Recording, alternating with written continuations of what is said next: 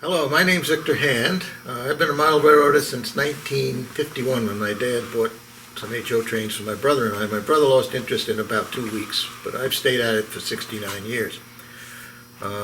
When I was a kid, I lived in New York City, and of course I became familiar with the New York Central. I used to haunt Grand Central Terminal. I also take railroad photographs, and I go up to Montreal or Toronto to look at the Canadian Pacific and Canadian National steam engines, and of course I rode the New York Central, so I became aware of the New York Central at an early age. When I got out of law school, I went to work as a fireman on the New York Central, working out of Rochester, New York on the Syracuse division. Later on I got into management. It was Penn Central by then, but I worked at an awful lot of New York Central locations. My favorite, of course, was the New York area, Grand Central and Harmon. I worked there for a number of months with the track department at one point.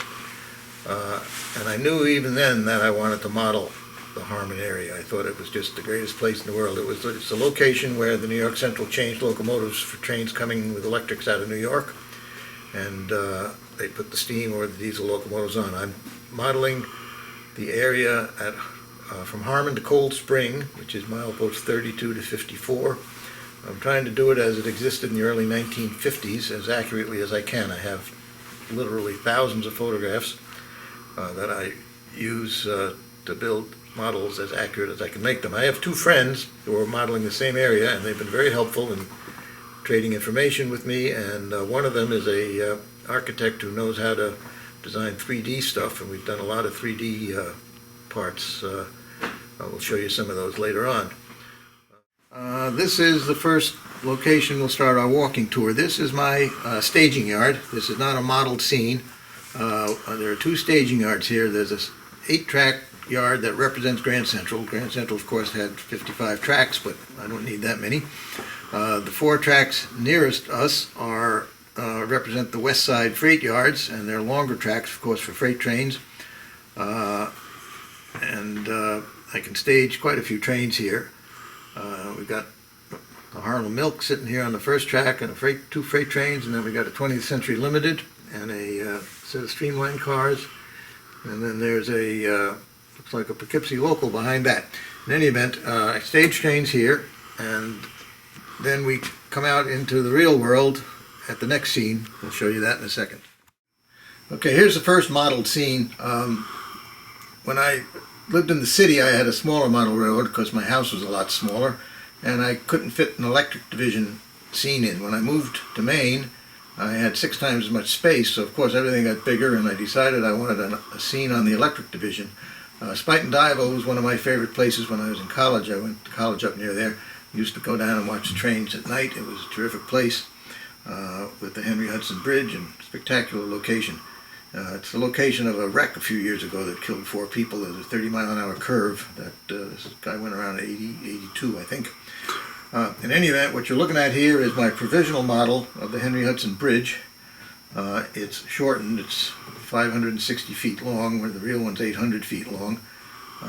Hopefully I'll live long enough to be able to build a detailed model of this bridge. I've been collecting parts for it. A lot of commercial parts are usable. But station from the west side here with that signal and the footbridge. Here's a photograph showing that scene back in 1962 that I took when I was in school. It reappears at the Croton River Bridge at Harmon. This model is a finished model. If you get some close-ups of it later on, you'll see it's got pretty good detail. It took me a couple of months to build.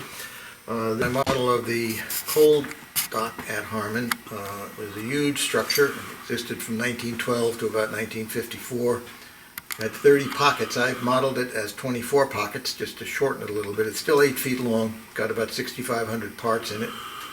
And my friend Larry Faulkner is also building a model of it, but he's doing it in styrene. I elected to use wood. I think wood weathers better, looks good. The trestle leading up to it was designed as a double-track trestle, but it opens up with a switch. As I said, this had 30 pockets and it serviced 70 or 80 locomotives a day when it was busy. Here we have the foundations for a 25-stall roundhouse. The real one was 31 stalls. Here's an aerial photograph of it. And the way I made this foundation, I took Walther's kits they make a roundhouse, but they had 10-degree spacing on the tracks, which of course would have put the roundhouse very close to the turntable, would not have looked right. So I set up a jig and I cut everything down to 7.5-degree spacing, which is what is required for a 48 stall circular roundhouse. I had to sanded the things. I had to work to 1/1000th of an inch, but I got it all together and it looks pretty good. The next problem, of course, will be building the building, but that's another day's work. Inside of Harmon now, this is the passenger facilities where engines were changed. This building here is a detailed model of the electric inspection shed, where electric engines had their brakes checked and just light repairs between each trip. It was built in 1912 and burned to the ground in 1960. Quite a building. It was written up in Railroad Model Craftsman. Took me a couple of months to build. You'll see the platforms. There are 22 feet of platforms. They were staggered for eastbound and westbound trains. I haven't put the platform shelters in yet, and the umbrella roofs. This is Oscawana Station. Now this is almost a finished scene. It's got the station building, which is scratch built. That footbridge and combination signal bridge is scratch built. All the little structures. There's a B&B building there, and I've also started scenery, my first attempt at scenery. The forest is coming along pretty good, I think. A lot more trees. I still have to put water in the 2 lagoons, and I've got to put gravel on the road. Otherwise, this scene is pretty much done. There's more telegraph poles to go in as well. Here and lights, and you can now make tiny little LED lights for these gooseneck lamps, so it's pretty good. And the intertrack fence was quite a project to get wire small enough to look right. This is my version of Oscawana Tunnel, which is quite distinctive. When they four-tracked the railroad in 1912, they built the second tunnel, and then they enlarged the first one, and it has this concrete face on it with a big curve. There's a section house right in front of it, signal, telltales. The scene came out pretty nice, I think. I'm still working on the scenery. The lagoon is not filled with water yet. I've never done water, so I have to figure it out. The west end of Oscawana Tunnel, which was more conventional portals, rock faces, a telltale scenery on top of the hill.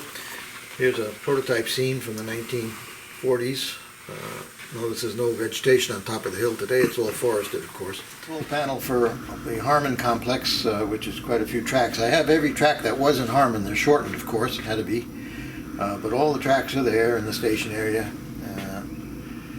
And there are lots of machinery under the table to make all these switches work. As you can see, the control panel is fairly complex. These are diode matrices that allow me to throw what I call standard routes, where I can throw lots of switches all at once. When HM Tower, which this represents, was in service, there were 4 men running the place 24 hours a day. I'm by myself, so I've sort of cheated. I've put in what I call standard routes. If I press this button, it'll line me from the loop track up to track 3. You'll see that through about 8 switches at one time. The system works pretty well. I can mainline everything. If I press a button, I can come out of track 2 on the main line, and everything will be automatically set up, because trying to set switches manually was more than one man could handle. Film this here. These are my power supplies. There's a DCC system. It's the NCE system, which works very nicely. And then there's 7 or 8 different power supplies for different purposes. There's a capacitor discharge unit, which throws my switch machines. There's a power supply for signals. There's one for lighting. There's one for tortoise switch machines, which require a different power supply than the other switch machines I have. Now we can talk about switch machines. When I started model railroading a long time ago, you had these twin coil machines, and they were terrible things. So I started hunting around, and I've developed a machine based on telephone relays, which the telephone company was getting rid of at the time. There were billions of them around. I picked some up surplus, and I invented this machine, which I call the perfect switch machine. It was written up in Model Railroader in 1978. And what it is a telephone relay, and it throws and then switches over to a 24-volt current to hold it in place. and then when you release the current, it springs back, and the big relay there is the release relay. It doesn't have to be that big, but that's what I happen to have around. They were cheap, so I used them. There's 150 of these things on the railroad, and they've been dependable for 40 years. They've been in several layouts. Haven't had any fail in all that time, although the linkages break sometimes. I've run out of these things, so I've gone to a tortoise system, which they're pretty good switch machines. The problem with the tortoise is you can't throw it from more than one place, and it's incompatible with the diode matrix, which I use on all my standard routes. So once again, I designed a little circuit, which you'll see here for them, that makes the tortoise compatible with a capacitor discharge system, and all the machines can be thrown at the same time in standard routes, and it works very well. Those take about an hour to build each, and there's a bunch of them. Every tortoise that has a standard route needs one. If you only have to throw it from one spot, you don't have to worry about that. You just do it the normal way. These buildings are castings made by my friend Manuel Duran, who's the architect who knows how to do 3D things. He designs them in 3D, has a 3D printed, and they're pretty expensive, and then he reproduces them. He's provided me with models of a couple of towers and circuit breaker houses and battery houses that were all standard New York Central Electric Division things. Here's a photograph of CR Tower. That's this one. It needs to be painted, windows installed, and the masking will be pretty interesting, but these are all waiting to get painted. As an example of the kind of stuff that you can do in the 3D printing, here's a stairway for this tower. That's one piece. It is absolutely beautiful. Wow.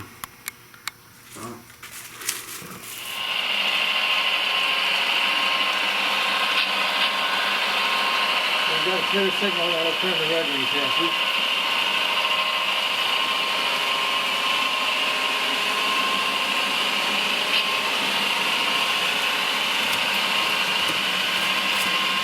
Now when you hit the next signal, which is clear, that'll turn to yellow.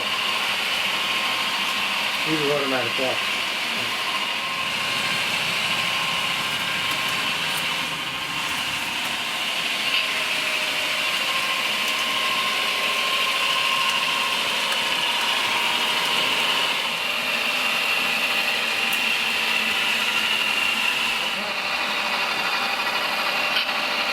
I like to flash the signal. Yeah. That's it.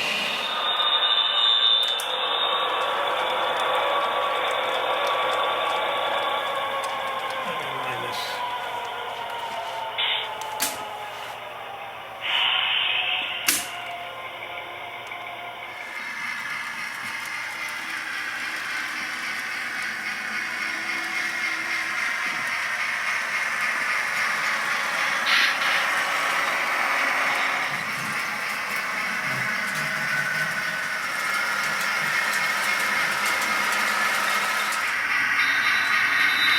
That is a beautiful passenger platform.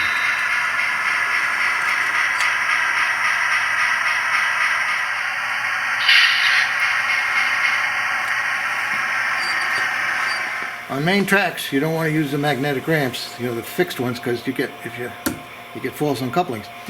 So I went through 3 iterations of trying to invent my own, where I had things rising ramps, couldn't get it to work right. Rapido came out with one that works like a charm, and it's got 2 little magnets, and they turn instead of rise. Okay. So when they turn the other way, they don't work. When they turn that way, they do. I put about 18 of them in, and they work very nicely. Oh, excellent. 57. Yeah. It's 110 mile on cap road. See that signal graph?